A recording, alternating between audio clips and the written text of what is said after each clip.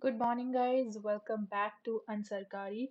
So, first, we'll be going through the Hindu newspaper for 23rd of November, and then we'll be taking up the Financial Express. So, let's start. So, the first piece of news article is about the independence of the chief election commissioners. So, Supreme Court says that it calls out to the center over the short tenures of the CECs. And if we look at the number of CECs that we have had from 2015 to 2022, so we have seen eight of them. And coming to the piece of information which is important for prelims, section 4 of the Election Commissioners and Transaction of Business Act of 1991 says that the term of a CEC and election commissioners is 6 years or till the age of 65, whichever is earlier. Also, Article 324 talks about the impeachment available under the Constitution to the CECs. So, this is important for PT, and since the statement is saying that they have a tenure of 6 years, but here we are seeing a trend that the government is appointing them for few hundred days and they are not able to complete, or they have reached such a age that they cannot complete their term of 6 years. So it raises questions about the free and fair election process. Then next up, Tamil Nadu gets its first biodiversity heritage site, and the name of the site is Aritapatti and Meenakshipuram villages in the Madurai district. So these are the first biodiversity heritage in Tamil Nadu, and the site is known for its ecological and historical significance. It houses around 250 species of birds, including three important raptors, which are the Lager falcon, the Shaheen falcon, and the Bonelli's eagle. Then it also houses the Indian pangolin, slender iris, and pythons. So you can search more about these species, find their IUCN status. Then, developing scientific temper, find out whether it is a part of fundamental duty or not. And this is important for PT also. You must be aware about all the fundamental duties. So, as we saw that the first biodiversity heritage site in Tamil Nadu. So it is important for the Anaikondam tank, and it was built during the reign of the Pandyan kings in the 16th century. So we find megalithic structures, which is a big rock structures and rock cut temples, then Tamil Brahmi inscriptions and Jain beds are also found here. So that's why it becomes important. And it has been accorded this status under the Biological Diversity Act 2002. Then industry seeks the CM's help to revive the stalled Kudalore Textile Park project. So people are protesting against it because of the fear of pollution and the loss of groundwater. So we need to ensure that our future projects, they must be taking into account the climate change and what are going to be their environmental impacts. So each and every step needs to be calculated, each and every project needs to be calculated because we are already suffering from the loss and damage of the climate change. Moving ahead, so weather system over Bay of Bengal weakens. So you must be aware from the PT perspective what are the conditions required for formation of a cyclone. Then we have an infiltration system that may solve the silting, flooding, and recharging of groundwater, help in recharging of the groundwater. And it's a German technology using a polymer based infiltration system which has proved to be effective in reducing the flooding and water stagnation, and it has been proved sustainable solution for recharging the groundwater. India being a water stressed country, this technology can really aid us, and it minimizes the impact of the urban development on the hydrological system. So the rapid urbanization, especially in Chennai, as we have seen flooding there. So this is one new development there to tackle with the problem. Then attitude about safety rules needs to change. The same thing we talked about we when like we are talking about the Swachh Bharat Abhiyan. So change in attitude is one of the major factors. So as far as the safety rules are concerned, again our attitude needs to change because India is witnessing high fatality due to the road accidents, and November 20th is celebrated as the World Remembrance Day for the road traffic victims. Then yesterday also I mentioned that find out more about the Lajit Barpukhan. He was a home general of Assam who defeated the Mughal invaders, and we are celebrating his 400th birth anniversary.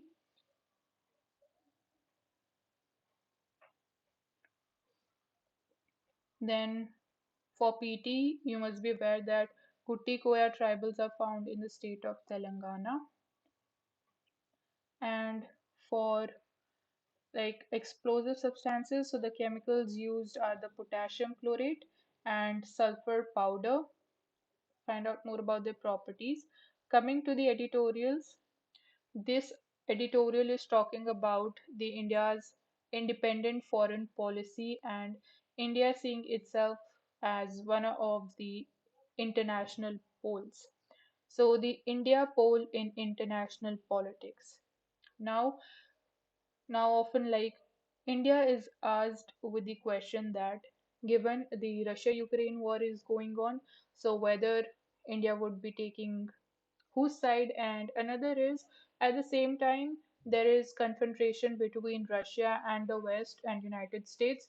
So again, Russia is India's all-weather friend, and again, US is also India's good partner.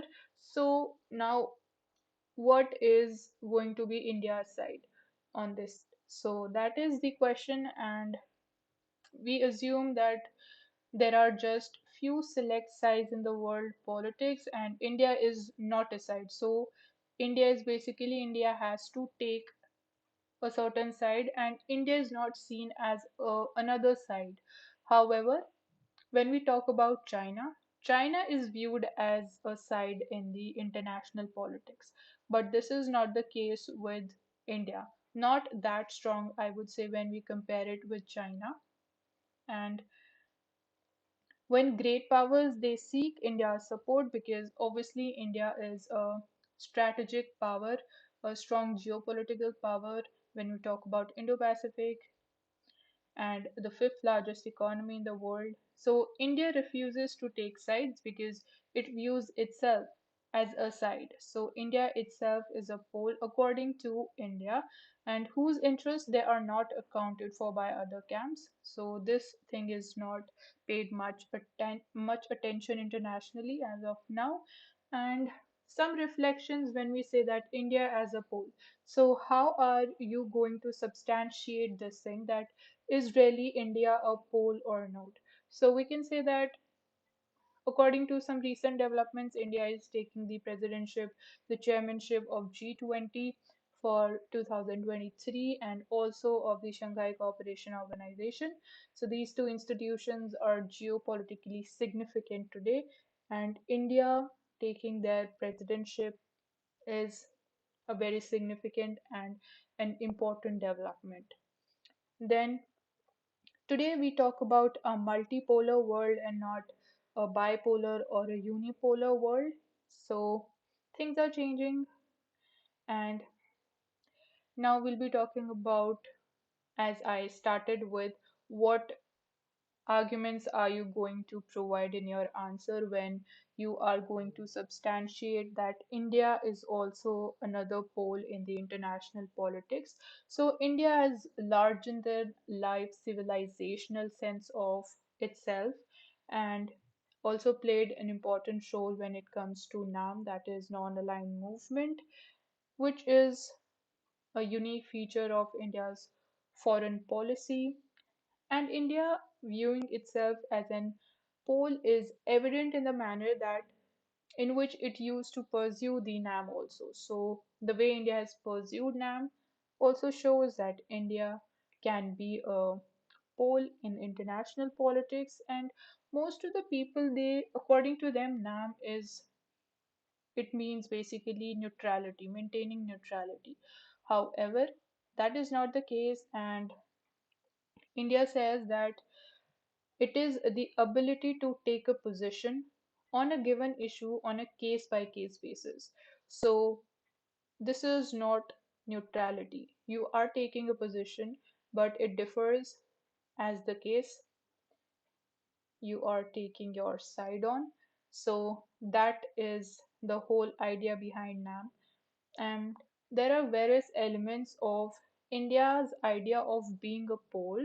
So, the elements are, for one, and to be fair, it does believe that it has a strategic periphery in South Asia. That is, India has a strategic periphery in South Asia where it has a natural claim to primacy. And as we talk about that, Asia Pacific region was renamed to Indo Pacific. So this shows that India's strength and position is definitely growing in the world politics. Then India discourages interference by other powers in that space. So we not going to accept any interference in Indo-Pacific or Indian Ocean region also, in South Asia also. Then thirdly, India often tends to speak for underprivileged collectives, the physical, that is South Asia or otherwise, and India welcomes the rule of law and the regional order. So we support the rule of law and maintaining peace. So these are few elements that you can substantiate with. And India is definitely a pivotal part in the Indo-Pacific and beyond, with an ability to help tackle security, climate, and other challenges of global consequence. So India is definitely a crucial power in the world today, and those who are wishing to work with India on the global stage, they must learn to deal with the India pole. So, and not in the sense that India either sides with the West or with Russia. So India has different things, it has different take on different things. So people and the countries, they must understand this and come ahead with India. Then, when we talk about the data protection bill, a new concern about it is that it is going to lead to mass surveillance because the draft bill continues to have wide ranging and vaguely worded exemptions and instruments. So, we need to define them in a discrete and fine manner, clearly worded with clear language. So, right now, the bill having vaguely worded exemptions, it allows the executive to collect the information which could amount to mass surveillance. So the concerns about mass surveillance and then again your fundamental right to privacy. So moving ahead, so China's new COVID-19 cases near its pandemic peak. So COVID cases are peaking in China, so we need to see whether COVID is again going to come back or not because situation is not good in China as of now.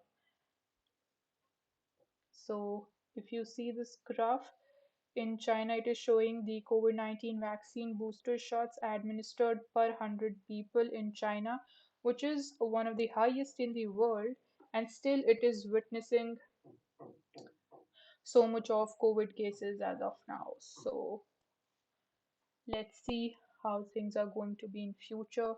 But please maintain precaution and follow the protocol for your own safety. Now, as we saw in the beginning, we talked about the independence of the CECs. So there, the mechanism, the neutral mechanism needs to come in when we talk about their appointment. So, and definitely they need to be independent because obviously it is about elections, and being in a democracy, free and fair elections is one of the key elements of it. And Arun Goel sir has been appointed as the recent CEC of India. Then we talk about the role of women in UN peacekeeping. So we are celebrating 30 years of India ASEAN relation, that is Association of Southeast Asian Nations. So we are celebrating 30th anniversary, and we're talking about what more can be done now. So we need to focus more upon the role of women in the peacekeeping missions. And also, previously, we talked about how India is progressing ahead when it comes to the welfare of women. And also, secondly, we need to focus more upon the marine plastic pollution. So, in case of dealing with the plastic pollution, the role of youth comes into the forefront, and we need to work more upon this area. So, working together for capability building in the critical domains such as military aviation, artificial intelligence, and cyber technology. So, centrality of ASEAN in the Indo-Pacific region is also one of the cornerstone of India's Act East policy. So, moving ahead, skill training of MG workers lags. So, Unnati project was launched in 2020 to reduce the dependence of people on the MG scheme, but this scheme has not performed up to the mark, and this was thought out to be a good idea to reduce the dependence on this scheme, and also government would have had another opportunity to shift the resources towards more development led projects, policies, and schemes. But however, things are not happening the way we thought them to be. So, in the skill training program, three programs are working, which are the Deen Dayal Upadhyay Gramin Kaushal Yojana. So you can find out more about all these three things. And secondly is the Rural Self Training Institutes, and third is the Krishi Vigyan Kendras. So we are providing training to the people. We are improving upon their skills so that they can move out of MG Narega and they're not dependent upon it for their livelihood. Then, talking about India and UAE, it is important for GS2 paper, international relations. So, we are currently working upon the Food Security Cooperation under the I2U2. So, membership of I2U2, I hope you must be knowing it is India, Israel, UAE, and US. So, it is also known as the West Asian Quadrilateral. Then we've already signed a comprehensive economic partnership agreement with UAE, and after the signing, we saw that India's exports increased by 24% to UAE, whereas imports also increased by 38%. So things are moving ahead, our trade is growing, and we also held discussions in the sectors of energy, healthcare, defense, space, climate change, fintech. So these can act as headings in your mains answer. Then we have, so India's fiscal consolidation trend is intact to see strong revenues according to Moody's. So this is kind of portraying a positive picture that we are moving strongly towards fiscal consolidation. But now there are other ratings also which says that are we really going to face a recession in the coming financial year? So, India's growth forecast has also been predicted at 4.8% for the upcoming financial year, and for the current one, it is 7%. And likewise, it goes for the US economy. So, right now, the growth rate is predicted at around 1.8%, and for next year, it is 0.5%. So, are we really heading toward the recession or not? Is a big question today, and if yes, or if we are seek the signals of that. So we need to take steps today itself and not wait for it to happen and then act accordingly. So Europe to be hit hardest in the global slowdown, says OECD, that is Organization of Economic Cooperation and Development. So find out more about OECD, where are its headquarters located and what actually it is. So the global growth is seeing a fall from 3.1% in 2022 to 2.2% in 2023. Again, not a good thing for the global economy. Then governments are to grant more funds for the rural schemes to ease the pain. And we see that the rural unemployment rate has remained above 7% for the majority of the months in the current fiscal year. So rural unemployment is a cause of concern, and diverting more funds towards it, we need to focus more upon the capital expenditure and not just the short-term relief in the form of revenue expenditure. So coming out of the pandemic, the country's rural areas, they were under stress. With rising prices, inflation is definitely a cause of concern today, a challenge not just nationally but globally too. So we have limited non-farm job opportunities. We're forcing more people to sign up for the government scheme, that is MGNREGA. So more and more people are depending upon it. That is, the pressure is increasing on the government, which is going to increase the fiscal deficit and have a negative impact on our fiscal consolidation. So also find out what is the Center for Monitoring Indian Economy. And this is it from the Hindu. Now let's move on to the Financial Express. So in Financial Express, let's see what do we have today for us. So we expect India is going to be the fastest growing G20 economy next year. But high inflation poses a downside risk to India's growth as households and businesses, they have less purchasing power.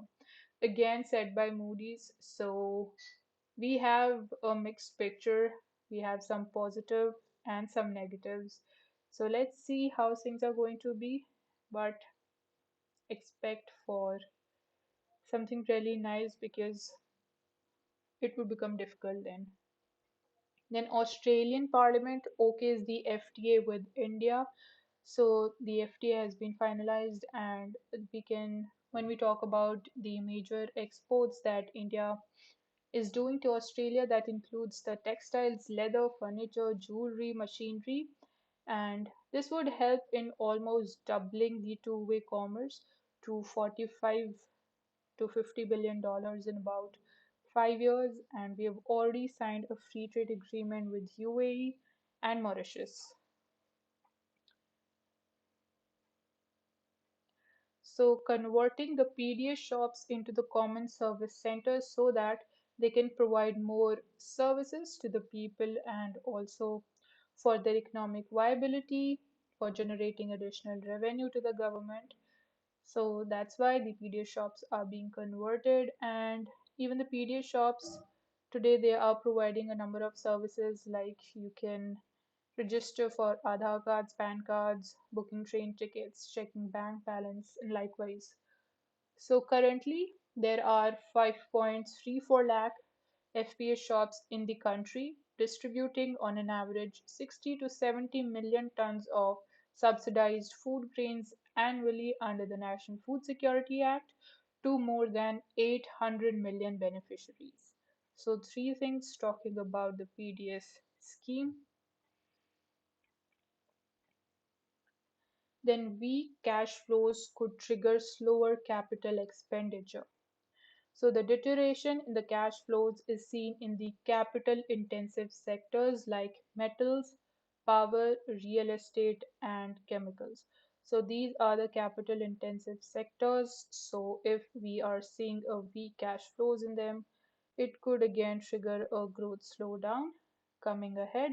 And this could be a precursor to the capital expenditure slowdown, cost cutting, that is, reduction in wages, and hence a demand slowdown. So that's how the chain is linked. And looking at the aviation sector, Indigo, it has 56.7% of the market share. So more than 50%, more than half is enjoyed by Indigo. Then we have Vistara at 9.2, Air India at 9.1. So just for your basic knowledge. Now again, what are the industrialists saying on India's future economic growth by 2047 when India is going to complete 100 years of independence? Are we really going to be a developed nation or not? So Mukesh Ambani says that India is likely to become a $40 trillion economy by 2047, which is going to be a 13-fold jump, which would be majorly driven by two sectors, that is energy revolution, clean energy revolution, and digitalization. Whereas Gautam Adani, he says that India will be a $30 trillion economy, and that would be led by rising consumption and socio-economic reforms. So three game-changing revolutions will govern India in future: the clean energy revolution, the bioenergy revolution, and thirdly, the digital revolution. So you must have a clear understanding about what could be the elements or what are the elements today in these three types of revolutions. So there are three mantras of success: think big, think green, and think digital. So that's how the future is. And a motivational quote that you have to own your dream with courage, nurture it with conviction, and realize it with bold and disciplined action. So fits in well for all the UPSC aspirants also. Then, when we talk about the contribution of youth, our Prime Minister is saying that youth are the biggest strength of our country, and the government is giving topmost priority to ensure that talent is utilized in the nation building. So, when we talk about youth, you can talk about the demographic dividend, the importance of skilling, the role they play in innovations, and likewise. And when we talk about the market infrastructure institutions, what are actually the MIIs? So, institutions like stock exchanges, the clearing corporations, and the depositories, they are known as the market infrastructure institutions precisely because they form the backbone of the capital market. So they provide with the necessary infrastructure for trading, clearing, settling of things, and play important and significant role in ensuring that capital market transactions they are carried out efficiently and transparently. So they are vested with the supervisory and delegated with the regulatory powers, and they are also known as the frontline regulators. So failure of the government governance of these institutions, it could definitely have a domino effect with adverse repercussions for the entire economy.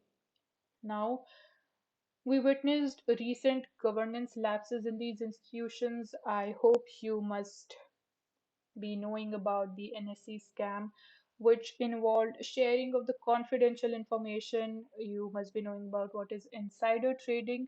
So, we have seen such lapses in the recent past where the chairman itself is involved in such instances. Now, this raises questions, and the question about what should be the future steps and reforms in the capital market. So, the MIIs, they are playing dual roles of profit making and public utility. So a committee gave us some recommendations. So the first step or first reform needs to be to streamline the existing ecosystem to ensure that investors are protected, their interests are protected. Secondly, when we talk about their organizational structure and accountability, their functions needs to be divided across three verticals. First should be the critical operations, secondly the regulatory compliance, and third the risk management. So risk management and business development. So these things must be divided separately, with each of them provided with their independent role, and stick to that. And obviously, accountability is very important if you want to maintain transparency and efficiency. Then, third is the periodic review by the external agencies every 3 years, 3 years, and in addition to that, internal review processes, internal audits also. Then we need to achieve a balance between the businesses and the regulatory functions because they have the dual role as we just talked about. Fourth is it emphasizes upon the role and the appointment of the public interest directors, which is aimed at ensuring both the independence of the board and providing due representation of the investor interests. So, the public interest directors, when it comes to their appointment and the role that they are going to play. Fifthly, enhance the efficiency in the functioning of the board of the MIIs, and it the committee recommended that the roles and the responsibility of all the directors should be outlined. So they should have clear cut responsibilities and holding them liable and accountable as and when the situation arises. So sixth one is going to be capitalizing on the use of technological resources because definitely it would help us in moving towards more transparency and a transparent governance framework.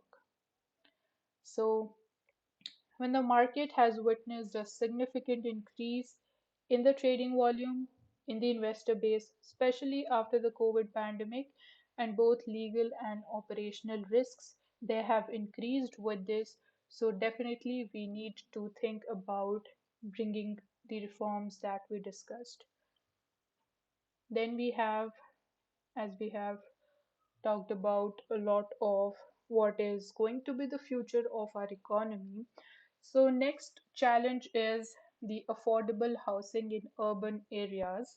So, 6 to 7% of the GDP is accounted by the housing sector, and it is forecasted that it will be touching 13% by 2025. And only three houses, as per the data, three houses are built per 1000 people per year in India, and whereas it should be five households, five units. And when we talk about the shortage of the housing in India, it stands at 10 million units. So additional 25 million units needs to come up by 2030, given the pace of population increase. And two initiatives, basically the Real Estate Regulation and Development Act 2016 and the enactment of GST in July 2017, they lowered the transaction cost of the owning of a house, and it did away with the double taxation and providing infrastructure status to the affordable housing. And above all, we also have the Pradhan Mantri Awas Yojana Urban for the economically weaker sections and the lower income groups in urban India. Then it also aimed to provide 20 million houses by March 2022, but obviously the target was not realized, so the deadline has been extended by December 2024 by another 2 years. And so we are seeing a upswing in the housing sales and the launches in the volume terms and the residential segment, which accounts for 80% of the real estate sector. So, seeing an uptick in the sales. So, this is about the affordable housing in urban India.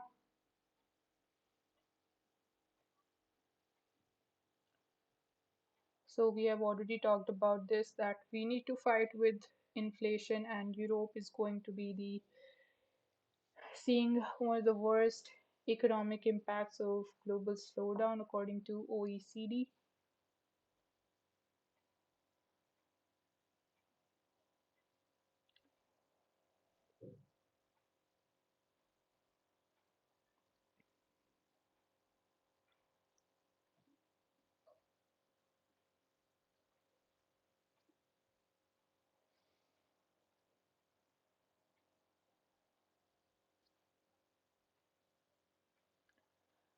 We have one more thing to discuss. So, first, we'll discuss that India moves 2 spots up to rank 8 in the climate index, and so it is basically the Climate Change Performance Index 2023, which is published by the German Watch, New Climate Institute, and the Climate Action Network International based in Germany.